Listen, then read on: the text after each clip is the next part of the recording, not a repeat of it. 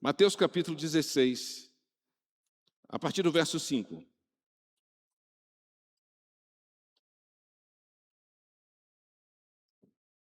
Quem achou, diga amém. Nós trabalhamos pela manhã, os 5 e os 6. Vamos ler os 5 e os 6. Diz assim: indo os discípulos para o outro lado do mar, esqueceram-se de levar pão. Verso 6, disse Jesus: estejam atentos e tenham cuidado com o fermento dos fariseus e dos saduceus. Vamos orar. Senhor, a palavra é tua e o povo é teu, e é o Senhor que vai trazer a palavra. E o teu Santo Espírito que vai convencer, que vai jogar luz. Toma cada mente aqui agora e faça essas mentes cativa ao Senhor. Libera mais anjos ministradores aqui neste local e anjos guerreiros delineando os quarteirões, guardando os nossos bens e nossos entes queridos. Pai, em nome de Jesus, profetizamos cura, libertação e salvação nessa noite, no nome de Jesus. Amém. O nosso tema é como se proceder numa crise. Porque aqui, o pessoal aqui entrou em crise, né? Então, a gente vai trabalhar alguns princípios, né? Alguns sinais também de perceber e como fazer quando se está vivendo uma crise, né? É muito difícil achar alguém que não esteja vivendo numa crise, seja ela circunstanciais, seja ela existenciais, não é? Todo dia, a gente depara com uma crise. Mas muito mais que uma crise é você saber por que foi permitido essa crise. Se foi uma legalidade sua, né? Se é um ataque que o inimigo está tentando te derrubar, ou se foi que Deus tem um propósito nisso aí. Na verdade, tudo que Deus faz tem um propósito. Tudo que Deus faz. Ainda que seja do nosso desagrado, mas tem um propósito. Às vezes, de vez em quando, é difícil de entender o propósito de Deus numa coisa onde tem perda, numa coisa onde você é ferido, e às vezes nós não entendemos. Mas Deus está no controle de todas as coisas. E Ele sabe o que fazer, como fazer e na hora de fazer. Então, como se proceder numa crise. Nós trabalhamos pela manhã, o capítulo 5, diz, indo os discípulos para o outro lado do mar. A primeira coisa que nós trabalhamos, a questão de uma caminhada, ele diz indo, né, para o outro lado. Então, ele fala de propósito, a missão. Ele diz, então, você indo nesse gerúndio, então, por onde você passar, por onde você for, você precisa entender que você tem um propósito. Então, indo trabalhar, indo passear, indo para a praia, você tem que entender que tem que ter um propósito na sua vida. E o propósito de Deus, ele é maior do que a sua própria vida. Ele é muito maior do que a sua própria vida. Quando você pega essas coisas, casamento, trabalho, estudo, diploma, quando você pega essas coisas e faz um fim em si mesmo, a tendência é acabar. Tudo que tem um fim em si mesmo, a tendência é acabar.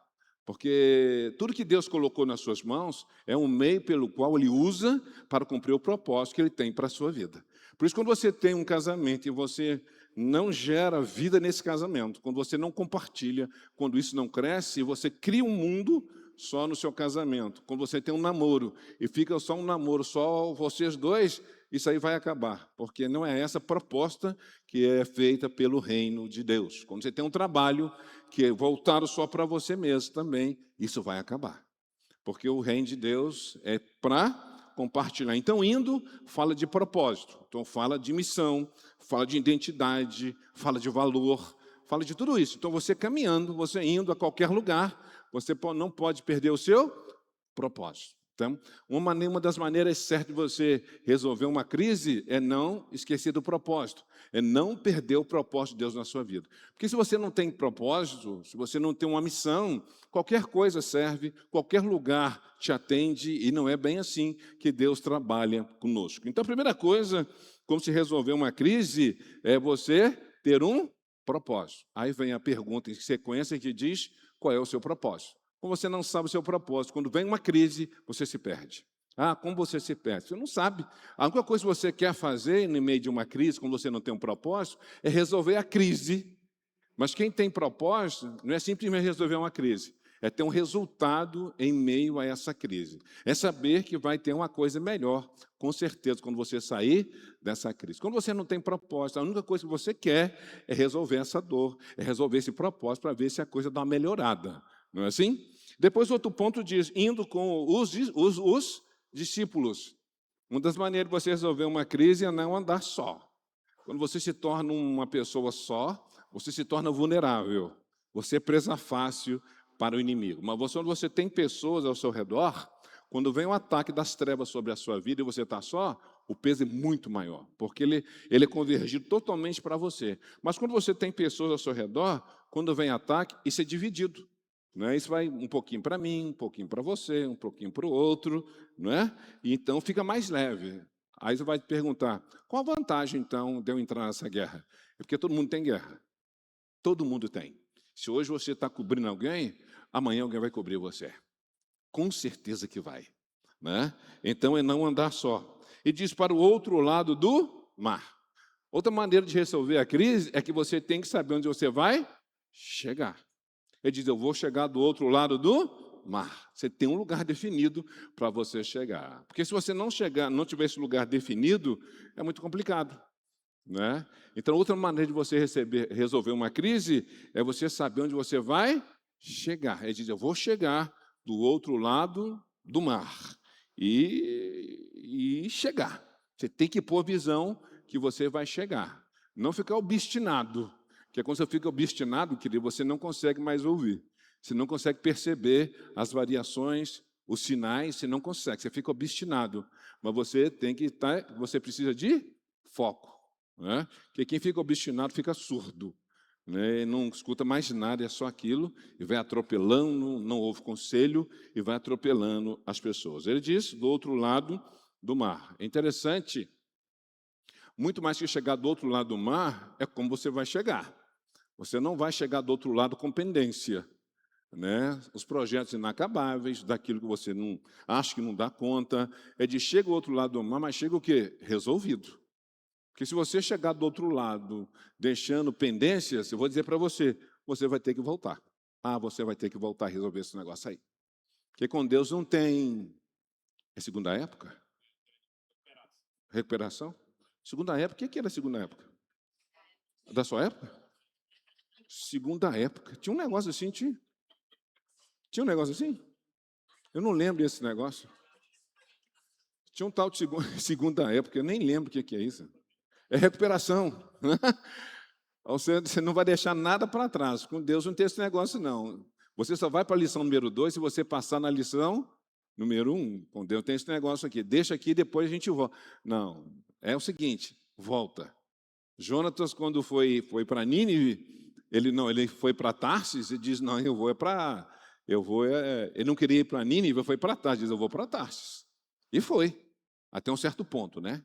Até um certo ponto. Ele perdeu dinheiro, perdeu tempo, com que estavam envolvidos com ele, perderam também bens materiais. O negócio é complicado quando você não resolve o que tem que resolver. As pessoas ao seu redor também sofrem consequências. Então, chegar do outro lado do mar é chegar inteiro. Não é de chegar de qualquer jeito, é chegar inteiro. Não deixar pendências, projetos inacabáveis, começa uma coisa e não termina, começa um livro e não termina, essas coisas que você conhece alguém que faz isso. Eu sei que você não faz, mas você conhece alguém que faz isso. Né? Chega do outro lado, deixando pendências. Não deixa pendência não, porque uma hora você vai ter que voltar lá. E a hora que você vai ter que voltar, é uma hora assim, você nem imagina, e Deus diz, volta lá. Volta lá e conserta esse negócio aí. Não é? É uma das maneiras, então, é como você vai ter que chegar do outro lado. E outra coisa, esqueceram-se de levar o quê? O pão. É interessante que a gente hoje fica ansioso por causa de pão, né? E eles esqueceram do pão. Olha que coisa louca. Aqui, como mais você fica mais preocupado, uma hora você esquece. Uma hora esquece porque essa coisa fica tão... você fica tão absorvido por essa coisa que uma hora esquece. E eles esqueceram do pão. Olha que coisa louca, esqueceram do pão. Né? Bom, isso aqui para você entender que no meio de uma crise, você é humano. É humano. Porque tem gente que acha que não é um negócio desumano. No meio da crise, você tem que entender que você é humano, que você tem limite, que você erra, que as pessoas vão errar com você, e nem tudo vai acontecer do jeito que você quer. As pessoas vão esquecer alguma coisa, aí como é que você vai lidar com o erro do outro? É que você também pode esquecer, e como é que você vai lidar com o seu próprio erro? Como é que você se perdoa? Um aviso aí para os perfeccionistas, né? Que tem uma tendência a não aceitar o erro do outro e tem uma tendência de não se perdoar quando erra. Esqueceram de levar o pão. No meio de uma crise, lembre-se que você é humano. Pede socorro, você pode chorar, você grita, né? Seja humano. Não entra numa ideia de ser super-homem, mulher maravilha, que isso funciona na televisão. Na vida real, esse negócio não funciona. É para lembrar você que no meio da crise você tem limitações, que você precisa de outro o quê? Pessoas. Numa crise, não ande só. Hã? Esqueceram. Então, é para você lembrar que no meio da crise, nem tudo vai acontecer do jeito que você planejou. E se isso acontecer, o que você vai fazer? Isso é muito importante, você não esquecer da sua humanidade, porque hoje a tendência é desumanizar, é tirar sua identidade, tirar sua essência, tirar de quem você é. Ah, se eu pensar que eu sou cachorro, agora eu sou cachorro. Eu duvido você comer ração. Duvido. Né? É, isso, é, isso é viajar na maionese. Não, você é feliz aqui do jeito que você pensa quem você é. Aí eu pergunto, quem que é você? Ah, eu sou um gatinho. É, gatinho, é. Então, essa coisa de desumanizar, essa coisa de desumanizar o humano e humanizar o animal. Não sou contra. Deixa eu falar uma coisa aqui. Não sou contra cachorro, não sou contra gato. Daqui a pouco vai falar que eu sou. Como é que é o medo de negócio de cachorro? Quem não gosta? Não é homofóbico. O que é que é? Ah, tem um nome aí. Bichofóbico? Vai falar que eu sou bichofóbico. Gente, a gente está humanizando demais esses cachorros aí. Os gatinhos, e o bicho sofre, porque ele nasceu para ser isso. Ele nasceu como essência, né? Está aqui a veterinária que confirma. A gente vai distorcendo, pôr sapato no bicho. Gente, já pensou? É um negócio meio louco. Mas não vou entrar nisso, não. Daqui a pouco está sendo gravado, daqui a pouco vai bater lá no meu. Vai bater no Instagram lá, sei lá, o que é que vai bater. Mas o negócio é o seguinte: é quando você não tem identidade, você tira a identidade do outro. Você vê que você humaniza o que não tem que ser humanizado, desumaniza quem tem que ser o quê? Humano. É um negócio muito louco. O negócio vai distorcendo tudo isso. Né? Ele diz, então, esquecer de levar o pão. Sabe aquela coisa que você bate todo dia, fala com os outros que não pode, e quando chega o seu dia, que você errou naquilo que você mais bateu, o que você faz?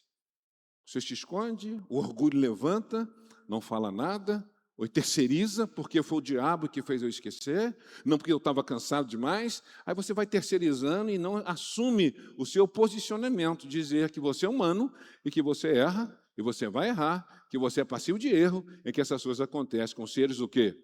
Humanos. Isso é muito importante. No meio de uma crise, você não esquecer que você é o quê? Humano. Verso 6, disse-lhe Jesus. Outra coisa, como resolver uma crise, ou como se proceder no meio de uma crise, é você ouvir a voz correta. Porque no meio de uma crise você escuta muitas vozes. Você escuta as vozes das circunstâncias, você escuta a voz da crise, a voz da sua dor, você escuta a voz do diabo, você escuta a voz de Deus e você escuta a voz da sua alma. Da sua alma. Então, estou dizendo assim, disse-lhe Jesus, no meio de uma crise, que você tem que discernir a voz.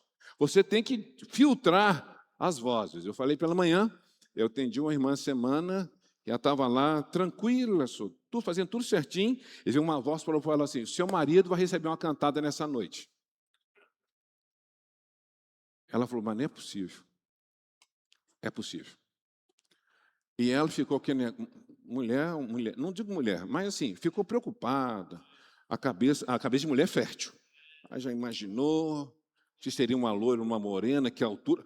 O negócio toma uma proporção, é um negócio absurdo. E depois daquela voz que ela recebeu, o negócio assim mudou. Aí o marido chegou e o coração dela o quê? Já estava quase na boca para perguntar, né? E ela foi dormir, sem perguntar. Pergunta se dormiu. Não dormiu. Aí chegou de manhã. Você recebeu uma cantada de uma mulher? Aí o marido dela já sabia, falou assim: Ih, meu Deus. Para que você quer saber essas coisas? Não, porque eu ouvi uma voz e tal.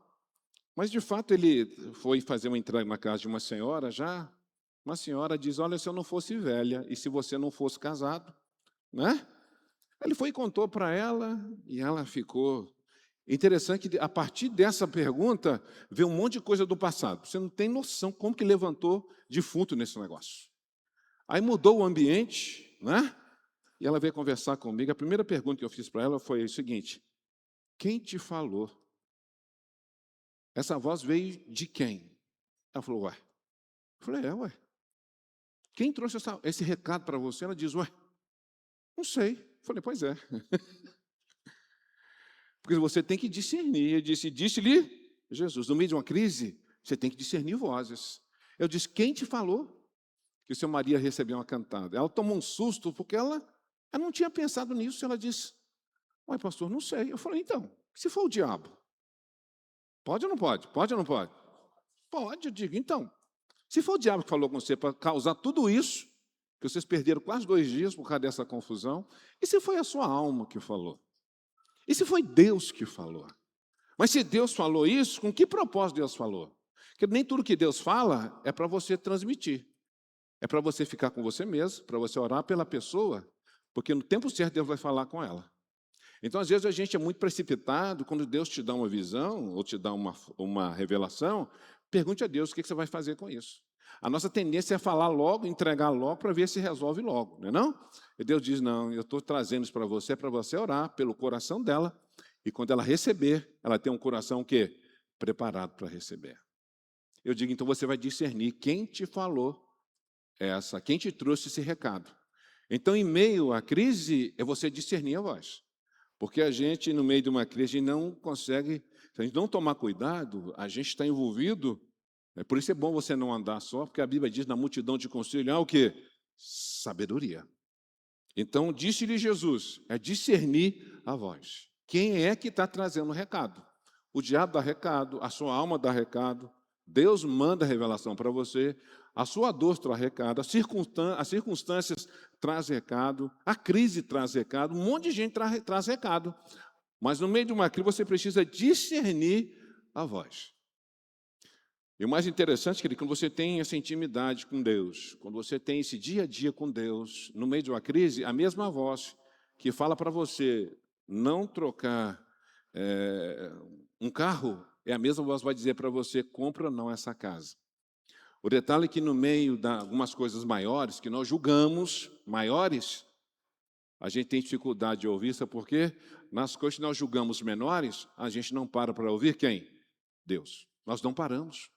Por isso que a gente fica desesperado quando tem que fazer um investimento maior, é de Deus ou não. A mesma voz que fala com você: põe essa caixa de fósforo nesse lugar, a mesma voz vai dizer para você: compra ou não essa casa.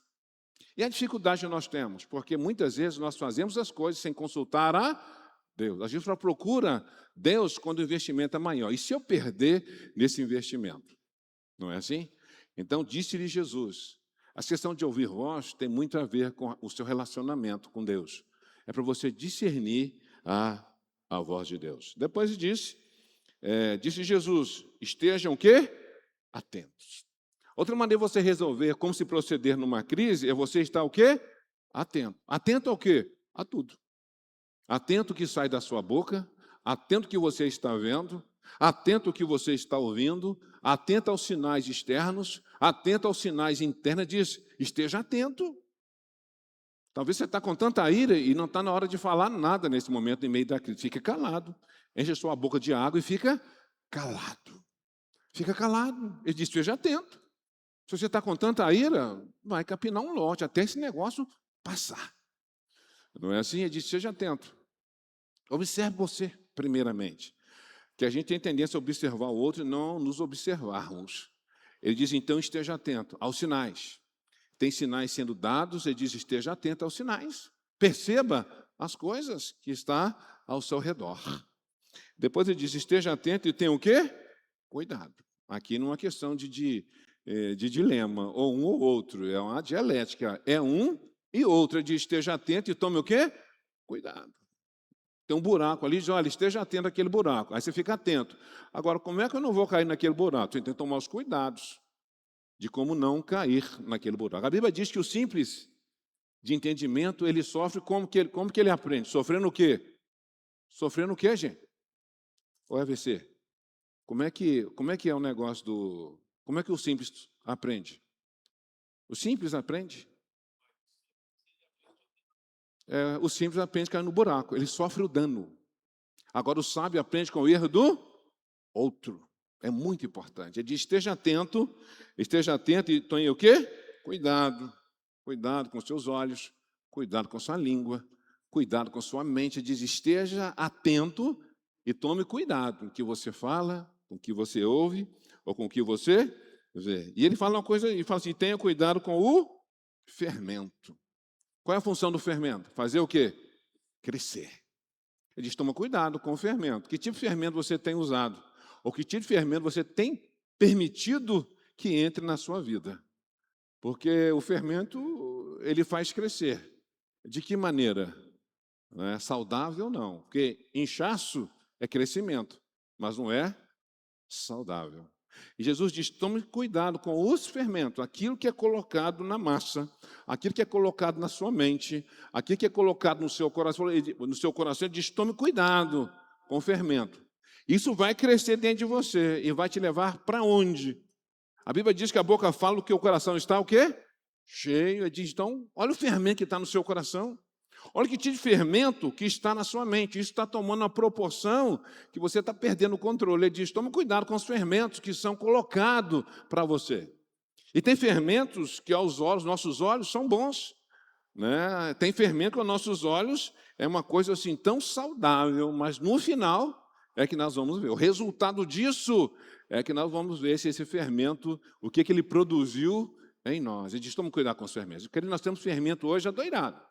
O fermento que você pode, o fermento que a força está dentro de você, o fermento que você tiver uma mente positiva, você vai conseguir muita coisa porque você tem uma mente positiva. Se você destravar essa sua mente, e você vai conseguir destravar a sua mente, se você tiver um bloqueio, então você pensa positivamente que vai destravar a sua mente, você vai agora ganhar dinheiro. Não tem nada disso na Bíblia. Eu estou dizendo agora, você tem que pensar negativamente. Deixa eu dizer uma coisa para você. Quem tem mentalidade, quem tem mente que é autorizada pelo diabo, pensamento positivo, não derruba sofismas e nem fortaleza, como está escrito na palavra de Deus. Essa conversa de falar que você tem um bloqueio e que seu pensamento positivo vai desbloquear, não vai. Por isso que a palavra, uma das palavras do grego é dínamos. É dinamite, é poder de Deus para quebrar essas fortalezas e esses sofismas. Não entra nessa não, querido. E os coach aí, eu não sou contra coach não, querido, não sou contra coach. Eu fiz o curso para eu entender, para eu falar. É duro quando você fala o que você não fez, o que você não entendeu. Né? E tem muita coisa que está dentro da Bíblia, mas o ponto central é Jesus. O ponto central não é você, porque você não salva você mesmo. Você não liberta você mesmo. Mas eu conheço um homem chamado Jesus de Nazaré que liberta você de você mesmo. Você não pode, querido. Você não é He-Man, eu tenho a força. He-Man? É He-Man.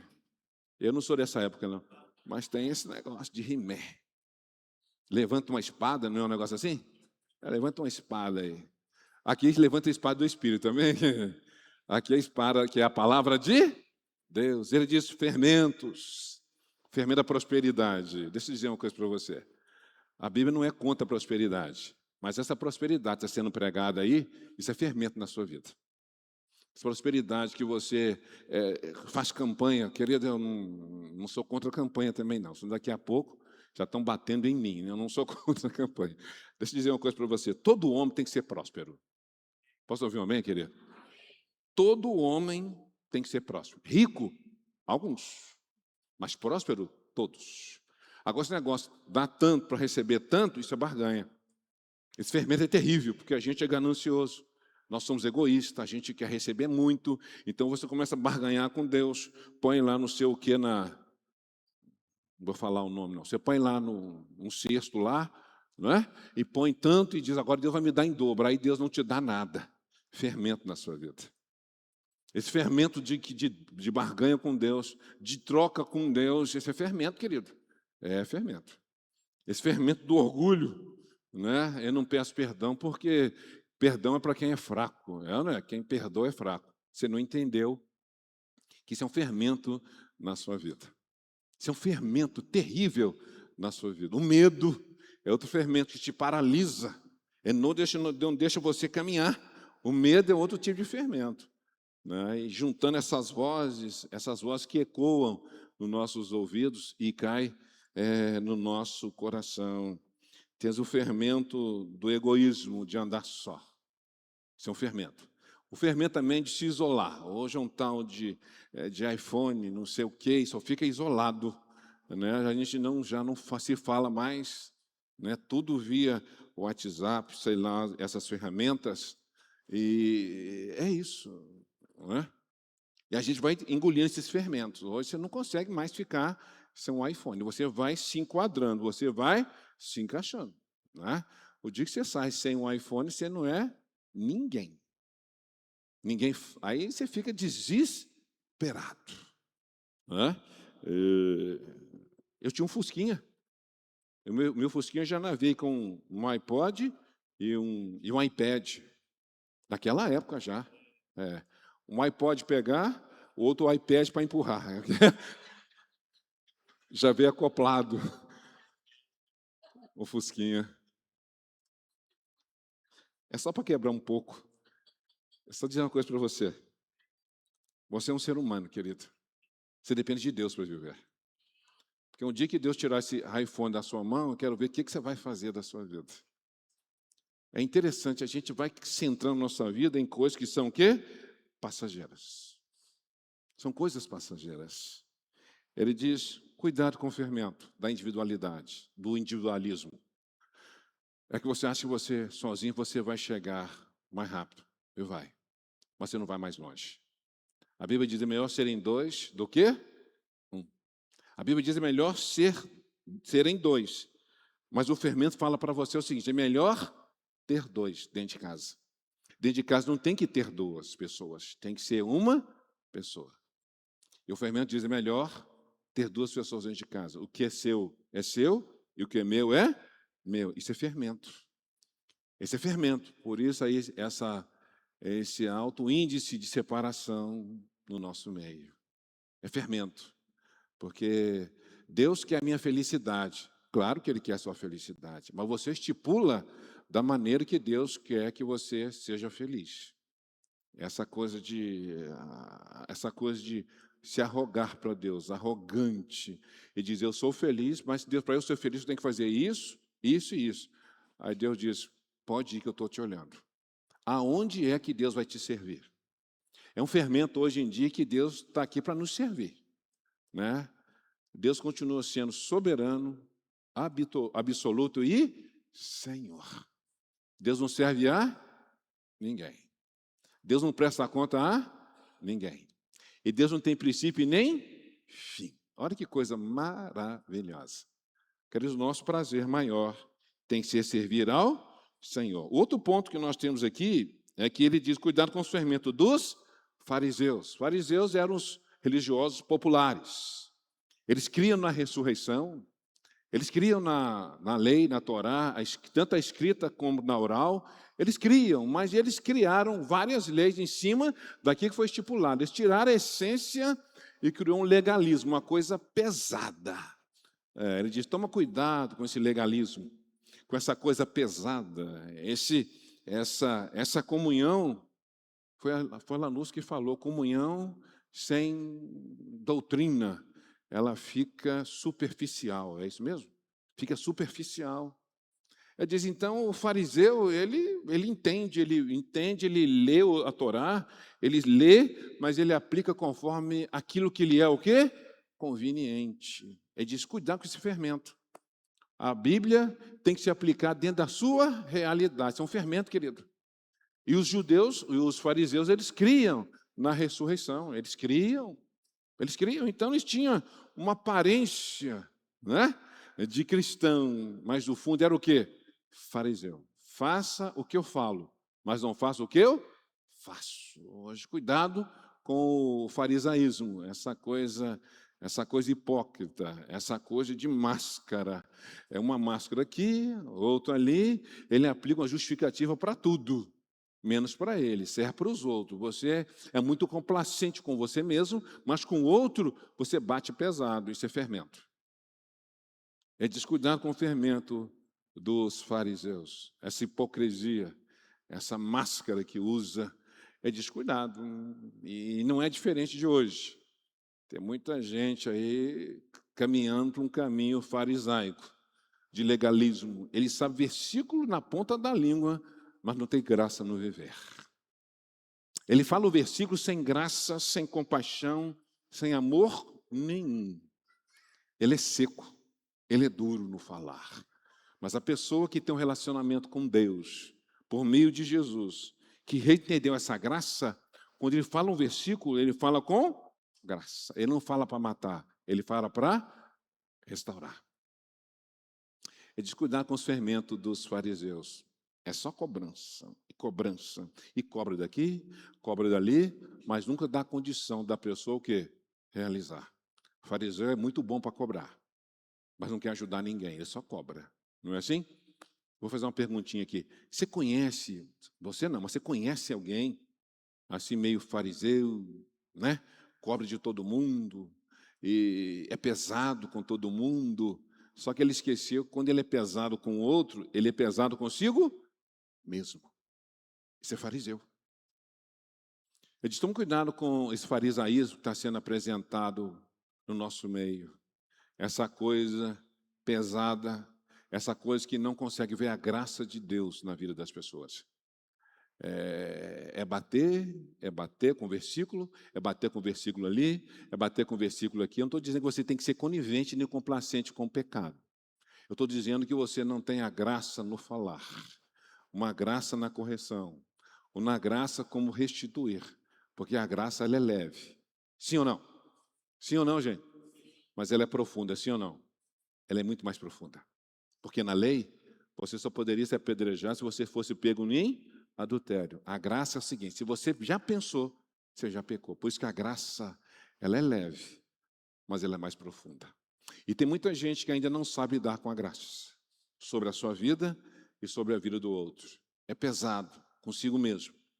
Não se permite errar no sentido que você é passivo de erro. É dizer, você é fariseu. Se você é fariseu, querido, é uma das maneiras de você resolver uma crise, é você deixar esse farisaísmo de lado e se agarrar na graça de Deus. Fica mais leve. Isso é muito pesado, com você mesmo. Você não desliga, você é pesado. A sua boca é pesada. A sua presença é pesada. Depois ele diz, toma cuidado com os fariseus e com os saduceus. Saduceus é outro grupo. É um grupo agora, um grupo aristocrático, político, não é assim? O saduceu não cria na ressurreição. Ele diz, não, o pecado da pessoa que não atende a Torá escrita, que eles não acreditavam na Torá para a parte oral, ele dizia o seguinte, não, ele entendia que hoje ainda tem essa teologia do aniquilismo. Aniquilismo é o seguinte, não, quando você morre acaba tudo e o seu castigo é que você vai desaparecer. Isso não tem na Bíblia. Não tem. Eles entendiam que o castigo da alma é ela desaparecer. E tem algumas religiões que trabalham com aniquilismo. O seu castigo é que você nunca mais vai existir. Não, a Bíblia não diz isso. Tanto que os saduceus acreditavam onde? No sobrenatural. É interessante que o fermento dos saduceus ele é meio enganoso. Ele cria no sobrenatural, mas estava preso no legalismo. O negócio parece controverso. Ele diz, eu creio na ressurreição.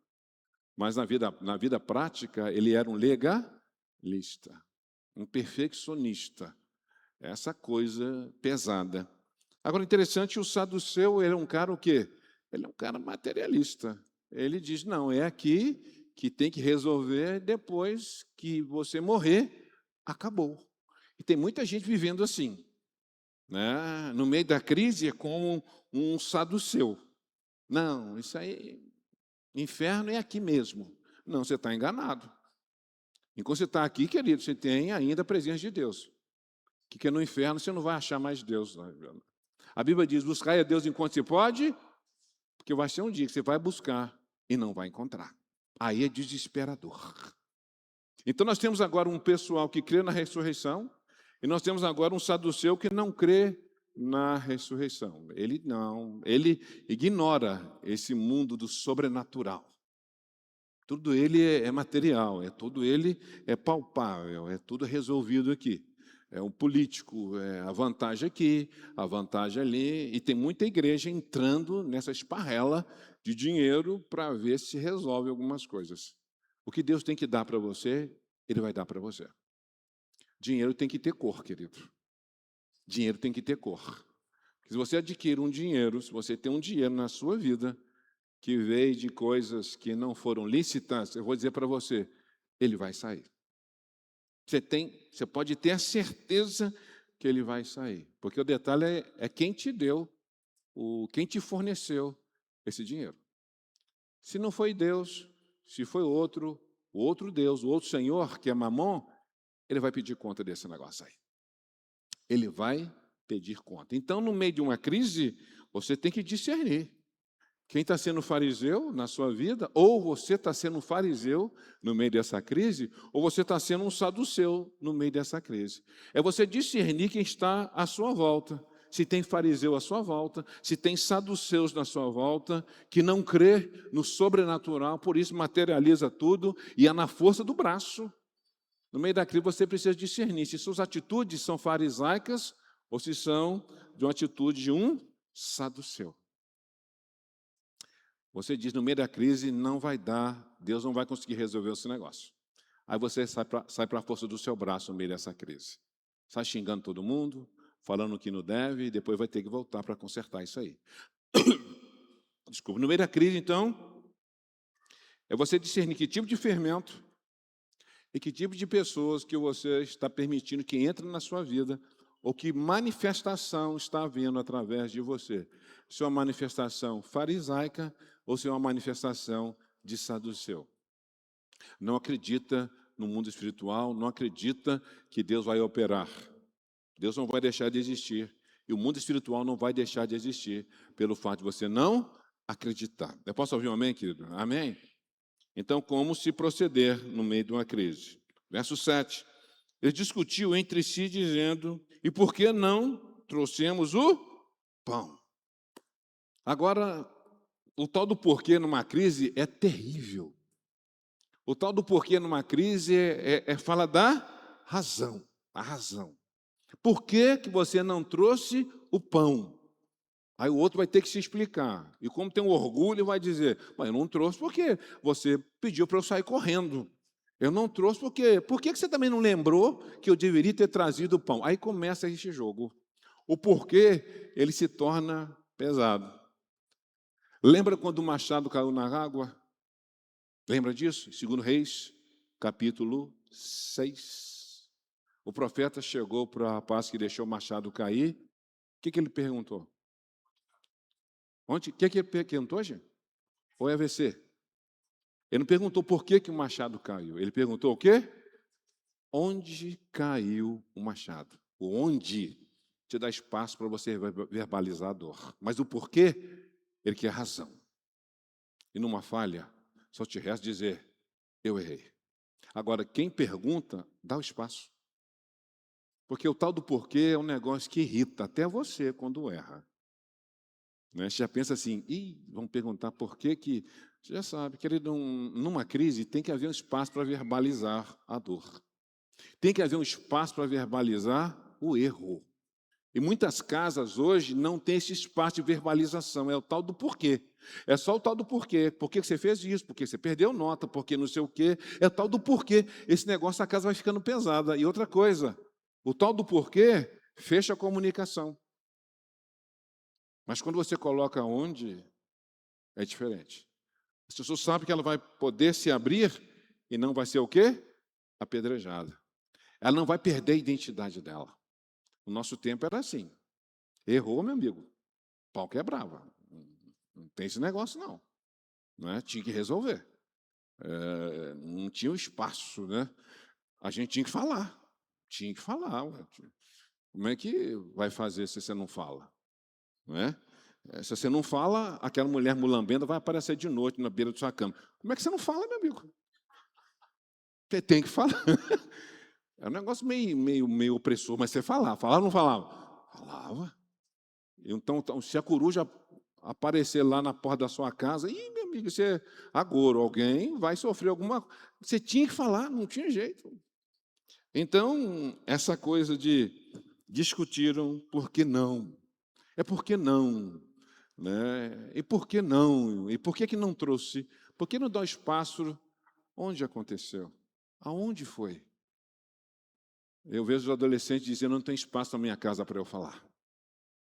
Talvez no relacionamento marido e mulher, não há espaço para falar da dor. Sabe por quê? A razão. Por quê? Eu quero saber por quê. Aí um outro mais sem noção diz, não, eu prefiro ter paz do que... Deixa eu dizer uma coisa para você. Se você quer ter paz, você tem que ir para o confronto. Não existe paz sem confronto, não existe.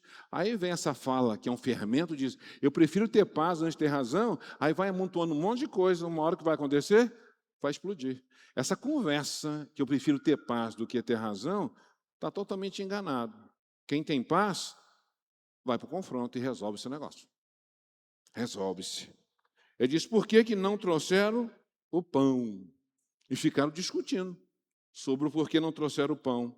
Aí vem o verso 8, percebendo a discussão, Jesus lhes perguntou, homens de pequena fé, por que vocês estão discutindo entre si sobre o que não, por não terem o quê? Pão. Ele diz, então, vocês não têm fé, estão discutindo sobre essas coisas, porque em meio a essa discussão toda, no meio de uma crise, de uma discussão, você precisa lembrar do que foi feito.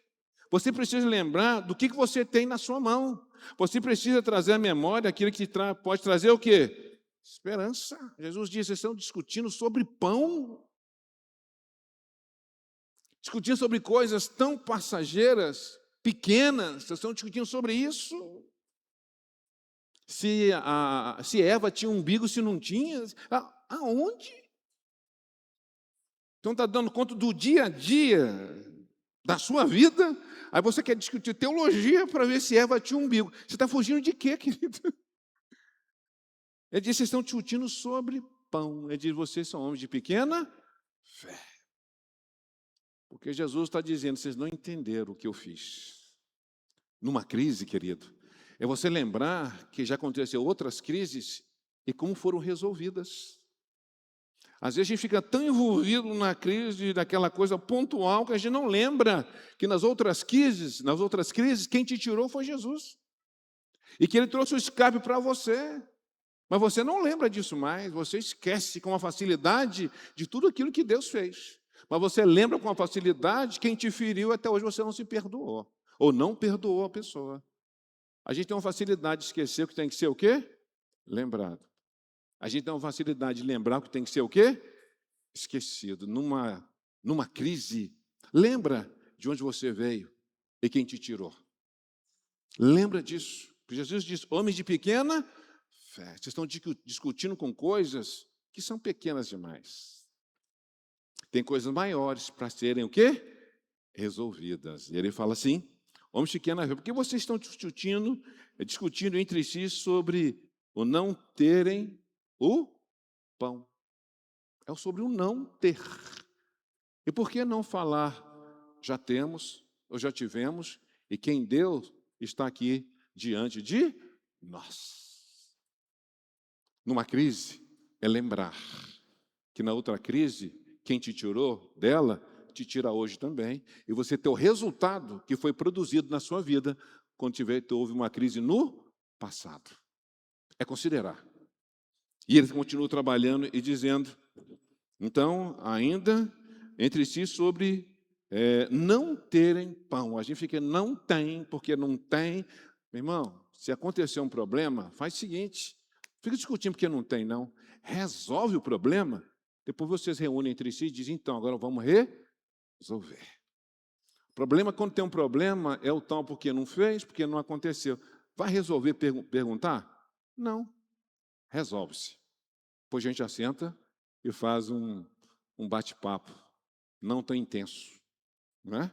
Uma comunhão mais não tão intensa, mas resolver. No meio de uma crise, não fica perguntando por que aconteceu, não. Resolve o negócio. Depois que tudo passar, assenta e conserta esse negócio aí. Ele diz, então, vamos ficar na fé. Vocês estão discutindo coisas que não tem nada a ver. Nada a ver com o reino. Nada a ver com o reino. Nada. Ele diz, então, verso 9, ainda não compreendem, não se lembram dos 5 pães para os 5.000 e de quantos cestos vocês recolheram? Diz, lembra daquela crise lá que não tinha pão para comer e só tinha 5 pães e quantos peixes? 2. Ele diz, lembra dessa crise? Você lembra o que eu fiz lá naquela crise? Mais de 5.000 pessoas comeram daquele pão. Ele diz, lembra disso?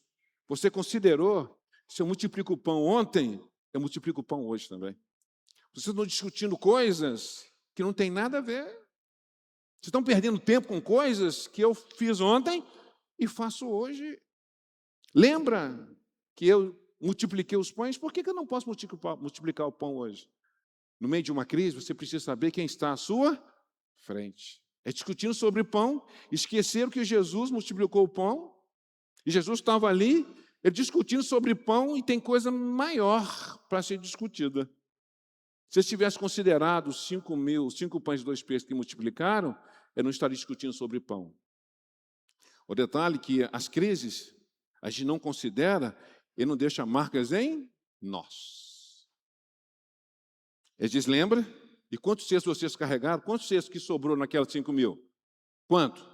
12. Um para cada um. Para falar, então, lembra que vocês carregaram 12 cestos? Um cesto para cada um? Então, cesto fala de quê? Fala de 12, fala de tribo. Vamos dizer, fala de história. Então, Deus, através das tribos, veio trazendo a história, diz, então, lembra da história que aconteceu? É que você não considera. Alguém falou aqui no início do culto, eu não sei quem, é que hoje não se assenta à mesa mais para falar da história dos seus avós, dos seus antepassados, como chegaram, como fizeram, como Deus agiu, como Deus fez. A gente não conta isso mais. Aí os nossos filhos vão achar que tudo é fácil. Ele diz, considere os 5 pães e 2 peixes. Cada um de vocês levaram uma cesta. E foram quantas cestas? 12. Diz, considere a história. Ele disse, então, considere a história. Ele fala agora nos versos 10. E nem dos 7 pães para os 4.000, e de quantos cestos recolheram? Quantos cestos recolheram? Lembra? 7. 7 fala do tempo perfeito de Deus. No meio de uma crise, é o tempo perfeito de Deus. Ele diz, considere o tempo de Deus. Sabe por quê? Essa crise vai te levar para algum lugar. Ela vai te levar para algum lugar. E no tempo de Deus, da forma de Deus, ele diz, considere 7 cestos. 7 é o número perfeito de Deus. Ele diz, sobe um monte quantas vezes? 7. Ele diz, Naamã, mergulho quantas vezes? 7. Ele diz, é meu tempo, é do meu jeito que vai acontecer. Ele diz, considere o tempo de Deus. No meio de uma crise, considere a história. E no meio de uma crise, considere o tempo, a forma de Deus agir. Ele falou, vocês esqueceram que vocês carregaram 7 cestos? E 7 diz respeito ao tempo. Ele diz o verso 11, como é que vocês não entendem que não era de pão que eu estava lhes falando? Sabe que negócio, quando fala A, o outro entende o quê? B. Ele falou fermento. Aí eles entenderam que era fermento de quê? De pão. Meu Deus, é um negócio louco. Certa feita, uma irmã foi cantar e ela cantou o hino Pelé gritando sobre os montes. Você já ouviu esse hino? O hino é peregrinando sobre os montes. Ela entendeu Pelé gritando sobre os montes.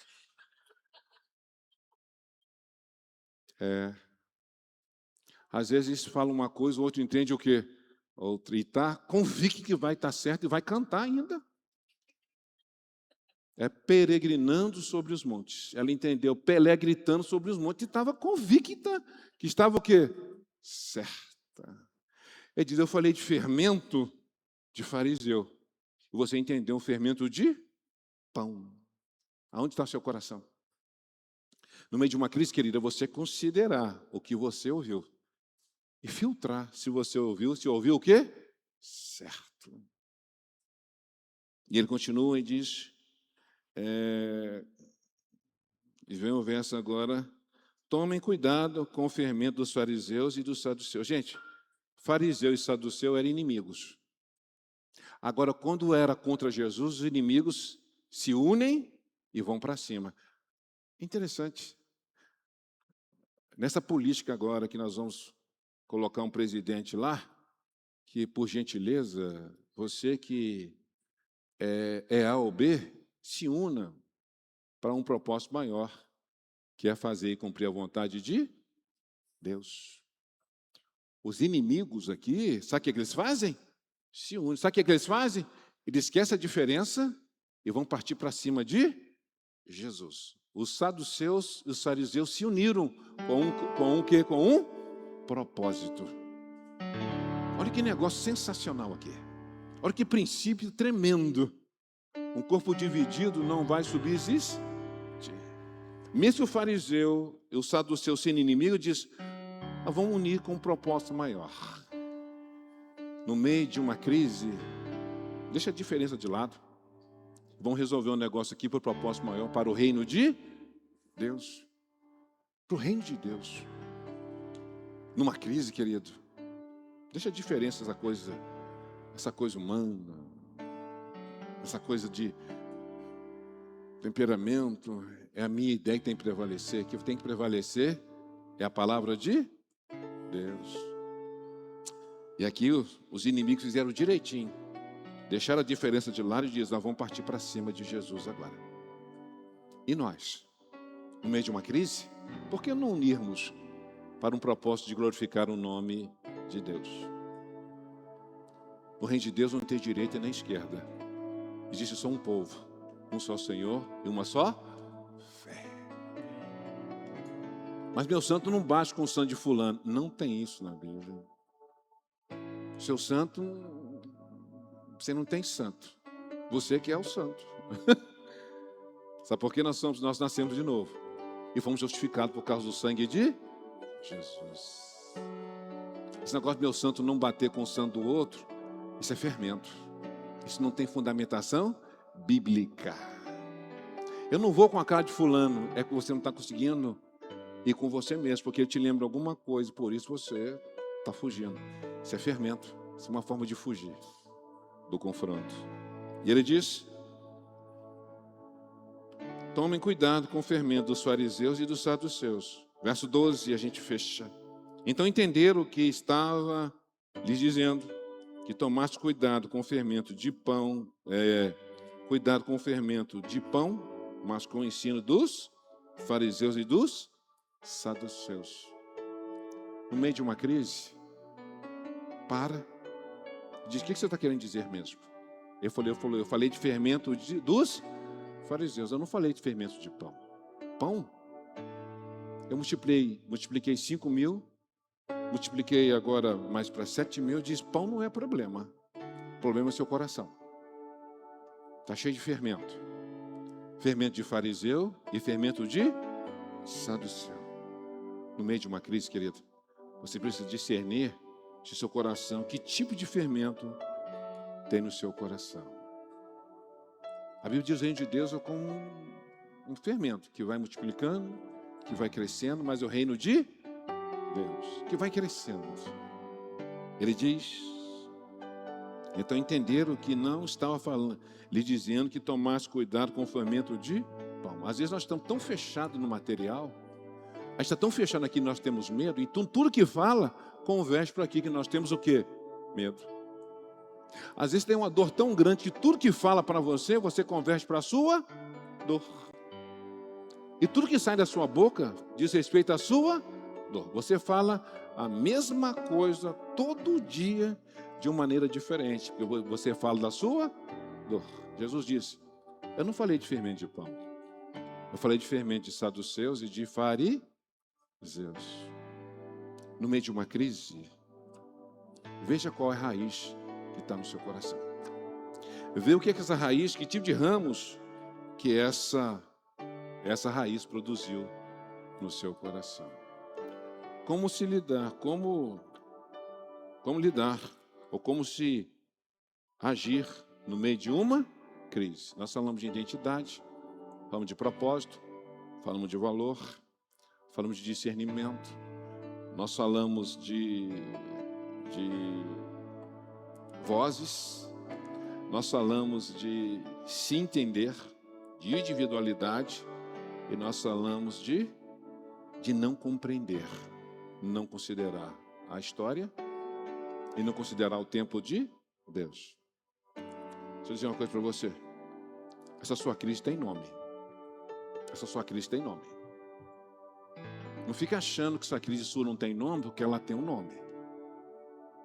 E você precisa discernir qual o nome que você está vivendo e qual o nome dessa crise. Talvez seja o nome de uma pessoa. Você está fugindo tanto tempo e Deus diz agora, eu vou te colocar sendo uma crise para você ter coragem e resolver esse negócio de vez. A pergunta é, até quando você vai fugir? Mas com confronto, querido.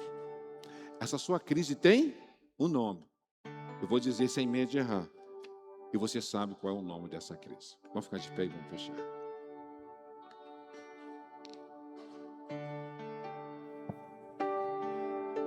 Render a ti adoração e derramar meu ser. É o que meu coração deseja toda manhã.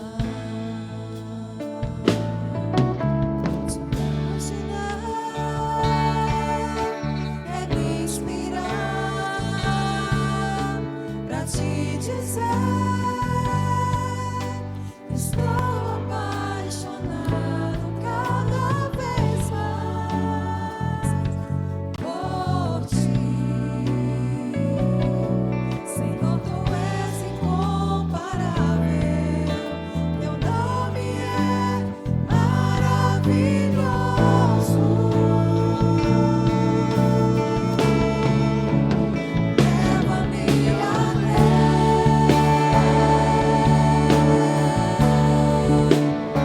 Leva-me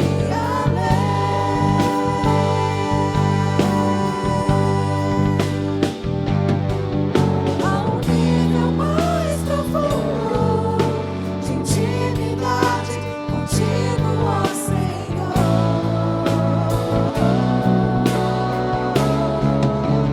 Leva-me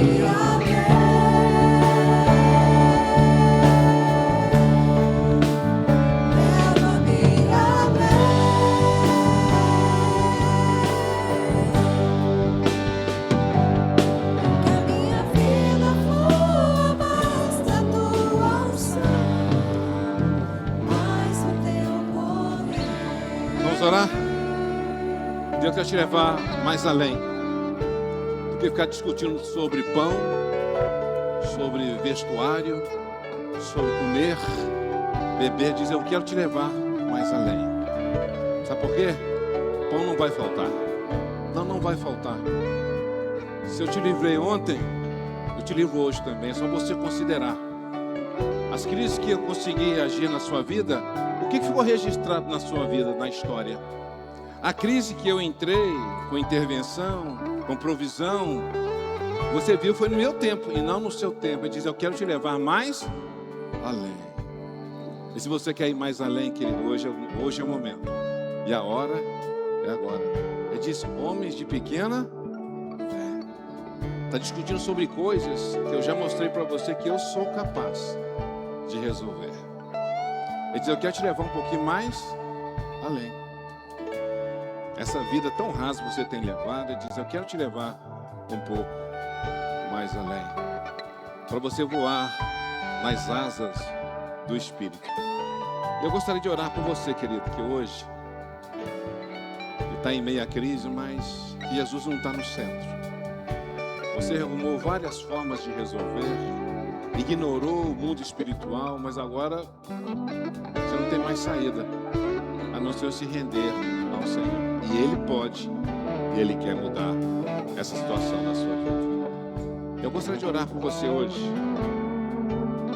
A igreja toda orando nesse momento, com os olhos fechados, mas eu gostaria de orar por você, que verdadeiramente deseja entregar a sua vida para Jesus. Não para uma religião, não para uma igreja, não.